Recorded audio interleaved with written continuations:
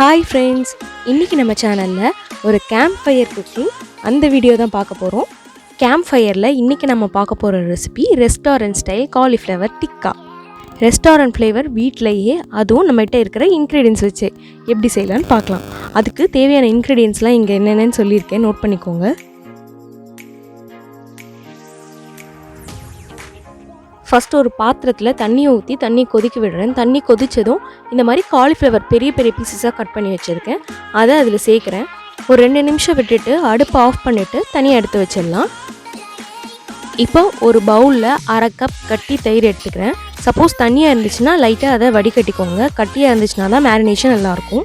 இது கூட ஒரு 1/4 டீஸ்பூன் மஞ்சள் தூள், 1 டீஸ்பூன் மிளகாய் தூள், அப்புறம் 1 டீஸ்பூன் ஜீரக பவுடர், கூடவே ஒரு 1/2 டீஸ்பூன் ஆம்ச்சூர் பவுடர், அதாவது மாங்காய் பொடி. இது இல்லைன்னா கூட பரவாயில்ல. ஒரு டேபிள் ஸ்பூன் கடலை மாவு. இது வந்து நல்லா பைண்ட் பண்ணுறதுக்கும் தயிரில் உள்ள தண்ணியை இஞ்சிறதுக்கும் ஹெல்ப் பண்ணும். இந்த டிஷ்ஷுக்கு தேவையான அளவு உப்பு, அப்புறம் 2 டீஸ்பூன் இஞ்சி பூண்டு பேஸ்ட் எல்லாத்தையும் சேர்த்து நல்லா ஒரு தடவை மிக்ஸ் பண்ணி விடணும். இதை நல்லா கலந்து விட்டதுக்கப்புறமா இதில் ஒரு 1/2 டீஸ்பூன் கஸ்தூரி மேத்தி போடுறேன்.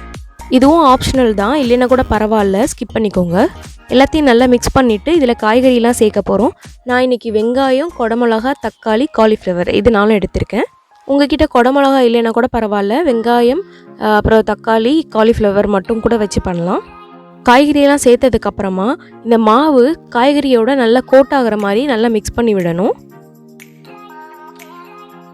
இந்த மாதிரி இதை நல்லா மிக்ஸ் பண்ணி விட்டுட்டு இதை ஒரு 2 ஹவர்ஸ் ஃப்ரிட்ஜில் வச்சு எடுத்துடலாம்.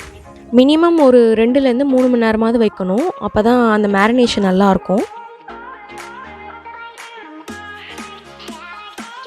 நல்லா மாவு ஊறிடுச்சு. இப்போது இதில் கொஞ்சமாக எண்ணெய் சேர்த்துக்கலாம்.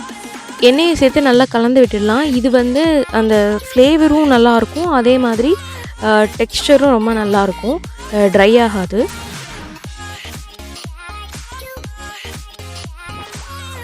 கேம்ப் ஃபயர் பண்ணுறதுக்கு என் பாப்பா தான் நிறைய ஹெல்ப் பண்ணா. இந்த கேம்ப் ஃபயர் எக்ஸ்பீரியன்ஸ் ரொம்பவே ஜாலியாக இருந்துச்சு.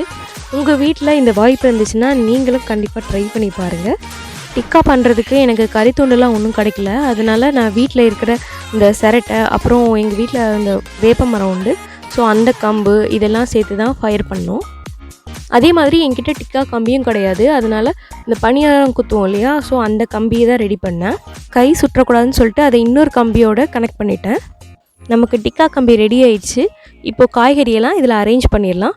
ஃபஸ்ட்டு குடமிளகா சேர்த்துக்கிட்டேன், அப்புறம் ஒரு தக்காளி, அப்புறம் ஒரு வெங்காயம், அப்புறம் ஒரு காலிஃப்ளவர், திரும்ப அதே மாதிரி வெங்காயம், தக்காளி, அப்புறம் குடமிளகா, இப்படி வரிசையாக அரேஞ்ச் பண்ணிக்கிட்டேன். உங்களுக்கு எப்படி விருப்பமோ அந்த மாதிரி நீங்கள் அரேஞ்ச் பண்ணிக்கோங்க. அதே மாதிரி காரம் வந்து நான் கொஞ்சம் கம்மியாக தான் சேர்த்துருக்கேன். நீங்கள் உங்கள் ஸ்பைஸ் லெவலுக்கு ஏற்ற மாதிரி நீங்கள் காரம் சேர்த்துக்கோங்க. நெருப்பில் கண்டினியூஸாக சுடாமல் லைட்டாக வச்சு எடுக்கணும். ரொம்ப கண்டினியூஸாக வச்சுட்டே இருந்தாலும் தீஞ்சு போன மாதிரி ஆகிடும். 1 செகண்ட் வச்சுட்டு அப்படியே சுற்றி விட்டுட்டு திரும்ப எடுத்துருவேன். திரும்ப 1 செகண்ட் வச்சுட்டு அப்படியே சுற்றி விட்டு எடுத்துருவேன்.